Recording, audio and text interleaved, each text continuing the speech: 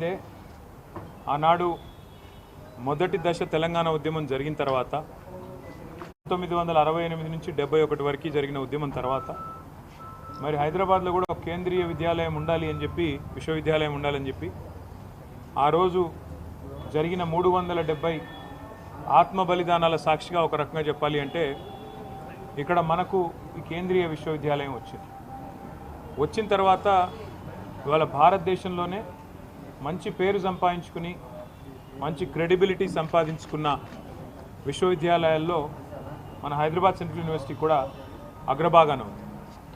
అక్కడి నుంచి విద్యార్థులుగా ఉన్న వాళ్ళు ఎంతోమంది ఈరోజు ప్రపంచవ్యాప్తంగా చాలా ముఖ్యమైన పొజిషన్స్లో ఉన్నారు, చాలా కీలకమైన పొజిషన్స్లో కూడా ఉన్నారు. హైదరాబాద్ సెంట్రల్ యూనివర్సిటీ కేవలం మన ఉమ్మడి ఆంధ్రప్రదేశ్కి ఈరోజు తెలంగాణకి కాదు భారతదేశానికే తలమానికంగా గొప్పగా ఉన్న విశ్వవిద్యాలయాల్లో ఒకటి అని చెప్పక తప్పదు. ఇవాళ హైదరాబాద్ సెంట్రల్ యూనివర్సిటీలో నెలకొని ఉన్న పరిస్థితులు చూస్తుంటే డెఫినెట్గా ప్రజాస్వామిక స్ఫూర్తి ఉన్న ఎవరికైనా సామాజిక స్పృహ ఉన్న ఎవరికైనా మరి డెఫినెట్గా బాధ కలగక తప్పని పరిస్థితి కనబడుతూ ఉన్నది. పిల్లలు పాపం వారి బాధ్యత కాకపోయినా వారికి నిజంగా చెప్పాలి అంటే సంబంధం లేని అంశమైనా కూడా వారు చేస్తున్న పోరాటం వారు ఏదో ఆశించి స్వప్రయోజనం కోసమో తమ లాభం కోసమో కాకుండా హైదరాబాద్ నగర భవిష్యత్తు కోసం తమ విశ్వవిద్యాలయ భవిష్యత్తు కోసం వారు పడుతున్న ఆరాటం ఏదైతే ఉందో నిజంగా కూడా చాలా గొప్పది. ఈ మధ్యకాలంలో కొత్త తరం పిల్లల్లో పోరాట స్ఫూర్తి తగ్గిందేమో అని అప్పుడప్పుడు మేము కొద్దిగా ఉద్యమం నుంచి వచ్చిన వాళ్ళం అప్పుడప్పుడు బాధపడుతూ ఉంటాం.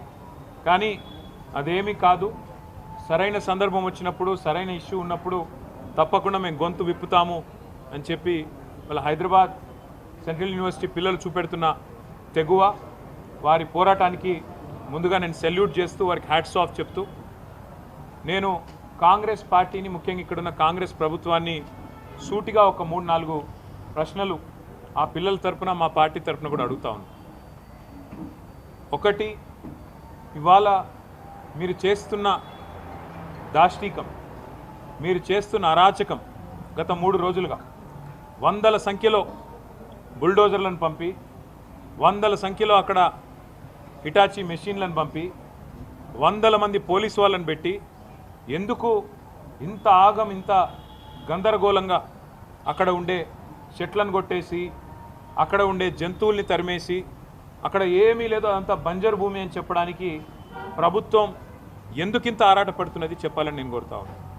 ముఖ్యంగా ఈ ప్రాంతం అంటే మొత్తం హైదరాబాద్ సెంట్రల్ యూనివర్సిటీ తీసుకుంటే దాదాపు 2600 ఎకరాలు దాటి విస్తరించి ఉన్న ఒక విశ్వవిద్యాలయం అది. మనం నిజంగా చెప్పాలంటే ఈ పశ్చిమ హైదరాబాద్ గత 10-15 ఏళ్లలో విస్తృతంగా పెరిగిపోయింది.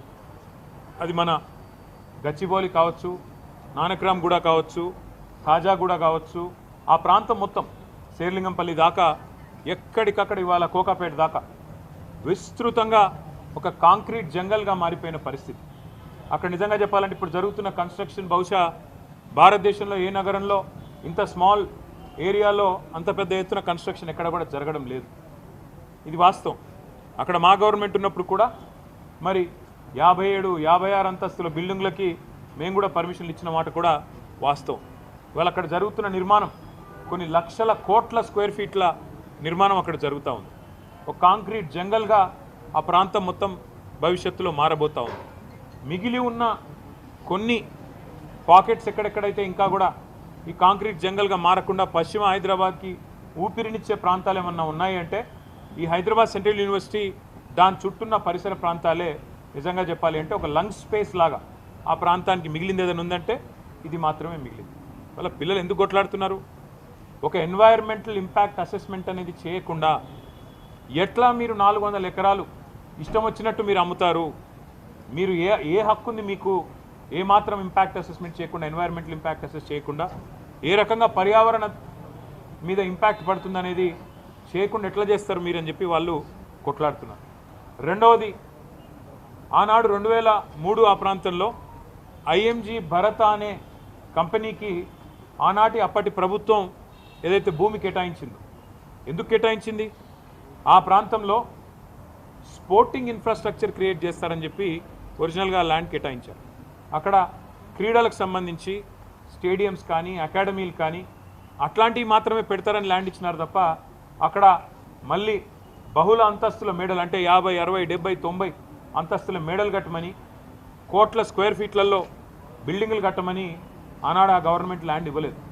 ఆ గవర్నమెంట్ ల్యాండ్ ఇచ్చింది అక్కడ క్రీడలకు సంబంధించిన అక్కడ వాతావరణ నిర్మాణం కోసం, ఒక ఇన్ఫ్రాస్ట్రక్చర్ నిర్మాణం కోసం కేటాయించారు.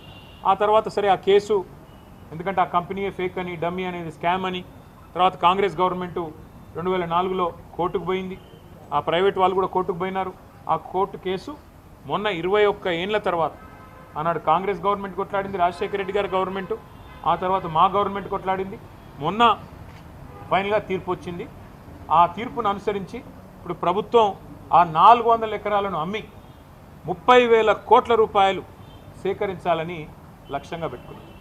నేను ముఖ్యమంత్రి రేవంత్ రెడ్డి గారిని అడుగుతా ఉన్నా, కాంగ్రెస్ ప్రభుత్వాన్ని అడుగుతా ఉన్నా, మీకు ఆస్తులు అమ్మడం, అప్పులు తేవడం అనే మీ ఎజెండా ఏదైతే ఉందో, సరే అది మీరు ప్రభుత్వంలో ఉన్నారు, ప్రజలు నిర్ణయిస్తారు, అల్టిమేట్గా మీరు చేసేది తప్ప ఒప్ప.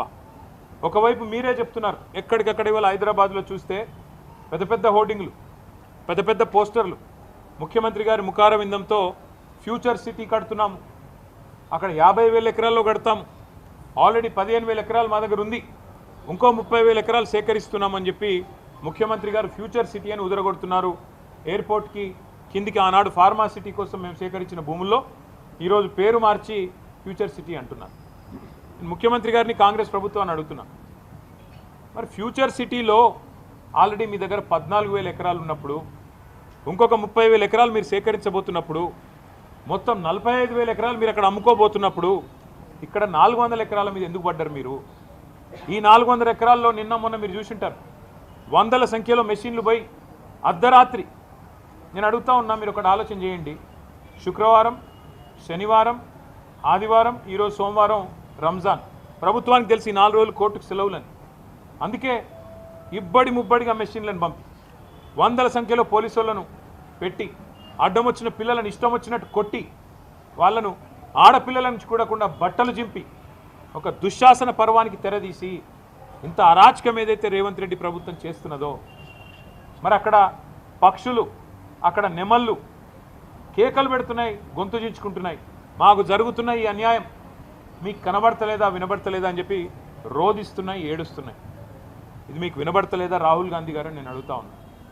పర్యావరణ ప్రేమికులు, దేశ స్థాయిలో రాష్ట్ర స్థాయిలో ఉన్నవాళ్ళు, మేధావులు మౌనంగా ఎందుకున్నారని మేము అడుగుతున్నాం, పిల్లలు అడుగుతున్నాం.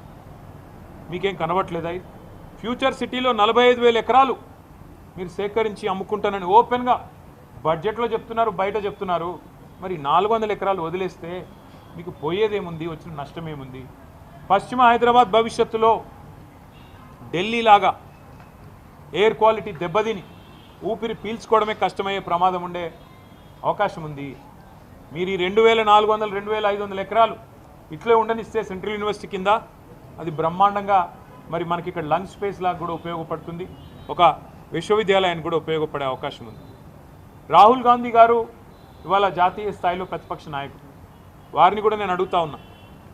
హైకోర్టులో ఆల్రెడీ పిల్లు పడ్డది, ఒక ఎన్జిఓ వాళ్ళు వేసినారు, ఇది పర్యావరణ సమతుల్యత దెబ్బతీస్తుంది అని. ఆ పిల్లు రాకముందే నీ ప్రభుత్వం ఇంత ఆగమాగం చేస్తుంటే, పిల్లల్ని ఇష్టం వచ్చినట్టు కొడుతుంటే, గతంలో ఇదే రాహుల్ గాంధీ గారు హైదరాబాద్ సెంట్రల్ యూనివర్సిటీకి ఆనాడు 2 సార్లు వచ్చినారు ఒకటే నెలలో. రోహిత్ వేములా గారు చనిపోయినప్పుడు 2 సార్లు వచ్చినారు ఒకటే నెలలో. కానీ ఇటువైపు ఇప్పుడు కనీసం తిరిగి కూడా చూడట్లేదు, కనీసం ఒక మాట కూడా ముఖ్యమంత్రి గారికి చెప్పాలన్న ఆలోచన కూడా రాహుల్ గాంధీ గారికి వస్తలేదు.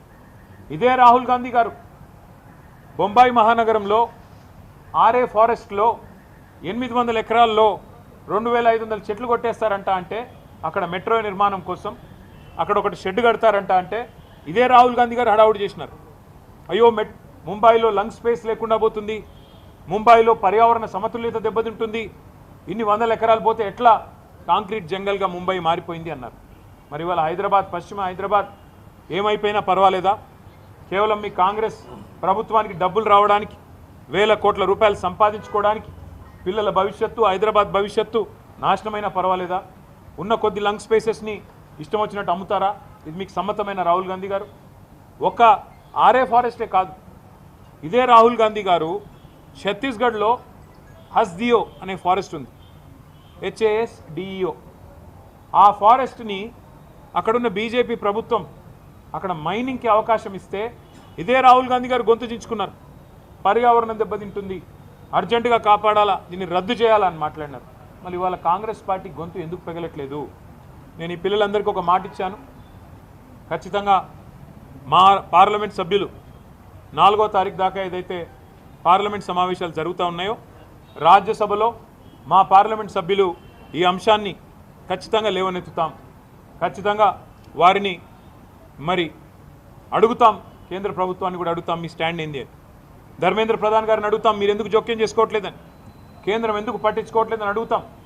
కానీ ఇవాళ వాస్తవం ఏంది అంటే రేవంత్ రెడ్డి గారు ఎలక్షన్ ముందే చెప్పారు, రియల్ ఎస్టేట్ అంటే రేవంత్ రెడ్డి, రేవంత్ రెడ్డి అంటే రియల్ ఎస్టేట్ అని. ఫస్ట్లో మనమే అప్పుడు జాగ్రత్త పడి ఉండాలి. ఎలక్షన్లు అయిపోయిన కొత్తలో, ఎలక్షన్ కంటే ముందో ఆ రోజు వచ్చిండు, అక్కడ ఫుట్బాల్ ఆడిండు హెచ్సియూకి వచ్చిండు, ఫుట్బాల్ ఆడిండు, అప్పుడే కన్ను పడ్డది భూముల మీద. ఇప్పుడు పిల్లల్ని ఫుట్బాల్ ఆడుతూ ఉన్నాడు, లెక్క చేయట్లేదు. నా డబ్బుల కోసం, మా కమిషన్ల కోసం ఏదైనా సరే, పిల్లలు చచ్చినా సరే, ఏదేమైనా సరే, కానీ నేను వదిలిపెట్టను అన్నట్టుగా రేవంత్ రెడ్డి వ్యవహారం ఉన్నది. మరి నేను అడుగుతున్నా, మీకు బాధ్యత లేదా రాహుల్ గాంధీ గారు? మీ ముఖ్యమంత్రిని నియంత్రించాల్సిన బాధ్యత, ప్రజాస్వామికంగా ఉండాల్సిన బాధ్యత, ప్రజాపాలన అన్నప్పుడు అందులో కొద్దిగా ప్రజాస్వామిక స్ఫూర్తి ఉండాలనే ఇంగితం మీకు లేదా? ఇక్కడ నెమళ్ళ రోదన్లు, అక్కడ జింకలు పరిగెడుతున్న విధానం ఏం కనబడతలేదా మీకు? ధ్వంసం కాబోతున్న చెరువులు కనబడతలేవా?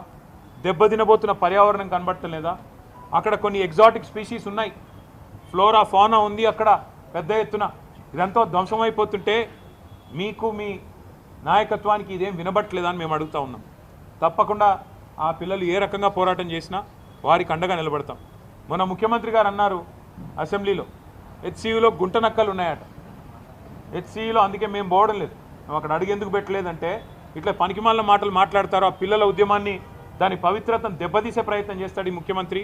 ఆయన చిల్లర వ్యాఖ్యలతో ఆ పిల్లలు కొట్లాడుతున్న దానికి అపవిత్రతను ఆపాదించి ఇదేదో రాజకీయ దురుద్దేశాలతో జరుగుతున్న పోరాటం అని చెప్పి ఆ పిల్లల ఉద్యమాన్ని కూడా మలినం చేసే మూర్ఖుడు ఈ ముఖ్యమంత్రి. అందుకే మేము కొద్దిగా దూరంగానే ఉన్నాం. మాకు కూడా ఫోన్లు వస్తూ ఉన్నాయి, అన్నా మీరు రండి, మీరు ట్విట్టర్లో పెడితే కాదు, మీరు కూడా రండి అంటున్నారు. కానీ మేము అక్కడ పోగానే ముఖ్యమంత్రి ఏమంటాడు, ఇగో ఇది బీఆర్ఎస్ వాళ్ళు చేయిస్తున్నారు, ఇదంతా మాకు తెలుసు ముదే, ఇదంతా వీళ్ళే అని ఇష్టం వచ్చినట్టు పిచ్చివాగుడంతా వాగుతాడు. అందుకే మేము సరైన వేదికల్లో ఈ అంశాన్ని ఎత్తుతాం. అటు పార్లమెంట్లో లేవనెత్తుతాం, అవసరమైతే ఇటు కోర్టులో కూడా మేము కూడా పోతాం, కోర్టుకి కూడా. ఏ రకంగా ప్రభుత్వం ఇష్టం వచ్చినట్టు పోతుంది, ఎన్వైరన్మెంటల్ ఇంపాక్ట్ అసెస్మెంట్ లేకుండా ఎందుకు చేస్తున్నది కార్యక్రమాలు అని అడుగుతాం. ప్రజాక్షేత్రంలో నిలదీస్తాం, ముఖ్యమంత్రి గారు చెప్పిన మాటలు గుర్తు చేస్తాం. ఇదే ముఖ్యమంత్రి కదా ఎన్నికలకు ముందు పిసిసి అధ్యక్షుడు ఏం చెప్పాడు, ప్రభుత్వ ఆస్తులు అమ్ముకుంటే భవిష్యత్ తరాలకు ఎట్లా శ్మశానాలకు కూడా జాగాలు ఉండవని చెప్పి ప్రవచనాలు చెప్పింది రేవంత్ రెడ్డి కాదా? మరి మర్చిపోయినావా? ఇవాళ ఇష్టం వచ్చినట్టు ఇవాళ భూములు అమ్ముతూ కాంక్రీట్ జంగల్గా మారిపోయిన పశ్చిమ హైదరాబాద్కున్న లంగ్ స్పేసెస్ని నాశనం చేయడం ఎలా ఎజెండాగా పెట్టుకున్నావా? అందుకే మేము పూర్తి స్థాయిలో ఈ పిల్లలకు సంఘీభావంగా నిలబడతాము, వారికి అవసరమైతే అన్ని రకాల సహాయ సహకారాలు అందిస్తాం.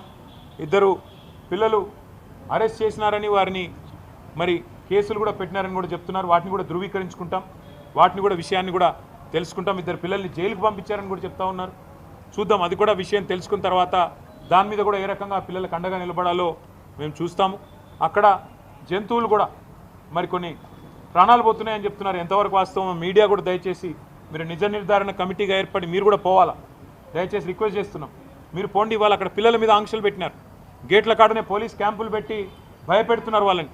మీరు మీ హాస్టల్కి పోవడానికి వీల్లేదు, ఈస్ట్ బ్లాక్ పోవడానికి వీల్లేదు, ఎటు పడితే అటు క్యాంపస్లో తిరగడానికి వీల్లేదు అన్నట్టు యూనివర్సిటీలో కూడా ఎక్కడైతే నిజంగా చెప్పాలంటే వైస్ ఛాన్సలర్ గారి పర్మిషన్ ఉండాలి, పోలీస్ పర్మిషన్ కాదు, ప్రభుత్వ పర్మిషన్ కాదు. అది కేంద్రీయ విద్యాలయం. కేంద్రీయ విద్యాలయం మీద రాష్ట్ర ప్రభుత్వం అథారిటీ ఉండదు, అక్కడ పోలీస్కు ఎంట్రీ ఉండదు, వీసీ గారు పర్మిషన్ ఇస్తే తప్ప. అట్లాంటిది ఇవాళ వీసీ గారి పర్మిషన్ లేకుండా ఎక్కడికక్కడ పోలీస్ క్యాంపుల మాదిరిగా ఒక వాతావరణం వేసి పిల్లల్ని భయకంపితులు చేసే ప్రయత్నం కూడా రేవంత్ రెడ్డి ప్రభుత్వం చేస్తున్నది, కాంగ్రెస్ ప్రభుత్వం చేస్తున్నది. ఈ అప్రజాస్వామిక వైఖరిని ఖండిస్తూ నిన్న ఆడపిల్లల్ని కూడా బట్టలు చిరిగిపోయేదాకా కొట్టారు, ఈడ్చుకొని పోయినారు. చిన్న చిన్న పిల్లలు చూసిన వాడికి ఎవరికైనా మనసు ఉంటే మనసు కదిలిపోయే పరిస్థితి. ఇవాళ మంత్రివర్గంలో కూడా 2-3 HCU విద్యార్థులు ఉన్నారు, పూర్వ విద్యార్థులు. శ్రీధర్ బాబు గారు, బట్టి విక్రమార్క గారు, వారికైనా మనసు ఎందుకు వస్తలేదో నాకు అర్థం కావట్లేదు. వారైనా రావచ్చు కదా, వచ్చి కనీసం పిల్లలతో మాట్లాడే ప్రయత్నం చేయాలి కదా. ఏమీ చేయకుండా ఏకపక్షంగా ఈ రకంగా నియంత్రిత పోకడలు మంచిది కాదు అని చెప్పి నేను వారికి కూడా చెబుతూ, మరి పిల్లలిద్దరూ రోహిత్ అదేవిధంగా ఎర్రం నవీన్ కుమార్ వీరిద్దరి వేర్ అబౌట్స్ ప్రభుత్వం వెంటనే చెప్పాలి. వారు జైలుకి పంపించారా లేకపోతే ఎక్కడన్నా దాచిపెట్టారా, ఆ పిల్లలు ఎక్కడున్నారు, వాళ్ళ మీద ఏం కేసు పెట్టినారు, ఎందుకు పెట్టినారు, వెంటనే బయట పెట్టాలని చెప్పి కూడా రాష్ట్ర డీజీపీ గారిని మేము డిమాండ్ చేస్తున్నాం. వాళ్ళ తల్లిదండ్రులు కూడా డెఫినెట్గా ఆందోళన పడతారు, వాళ్ళ పిల్లలు కూడా ఆందోళన చెందుతారు. మిగతా రాజకీయ పార్టీలు కూడా తమ వైఖరి చెప్పాలి. బీజేపీ కానీ, కమ్యూనిస్టులు కానీ, ఇతర రాజకీయ పార్టీలు కానీ ఈ 400 ఎకరాలు ఇష్టారాజ్యంగా అమ్ముతాం అంటే ఇవాళ మేము స్పష్టంగా చెప్తున్నాం, ఇది తప్పు.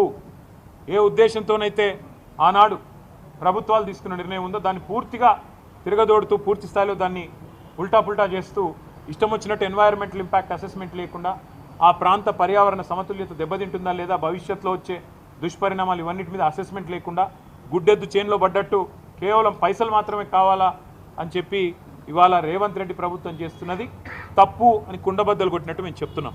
మరి మీరు కూడా మీ వైఖరి చెప్పాలని చెప్పి బీజేపీని ఇతర పార్టీలను కూడా మేము కోరుతా ఉన్నాం. ఆ పిల్లల పోరాటానికి